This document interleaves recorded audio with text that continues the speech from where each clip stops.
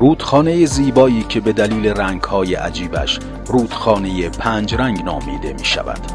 کانو کریستالس رودخانه‌ای به طول 100 کیلومتر و عمق حدود 20 متر در کشور کلمبیا است. این رنگین کمان مایع یکی از زیباترین عجایب طبیعی بوده و رنگ‌های آن از شفافیت خیره کننده‌ای برخوردار است. در بعضی از ماه‌های سال این رودخانه هیچ فرقی با یک رودخانه عادی ندارد، اما در یک دوره کوتاه مدت کف این رودخانه با رنگ‌های قرمز، زرد، سبز، سفید و آبی تبدیل به رودخانه رنگین کمانی می‌شود.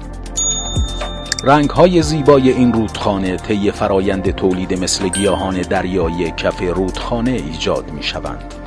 در زمان پرآبی آب این رودخانه ارتفاع بیشتری داشته و با سرعت بیشتری جریان دارد.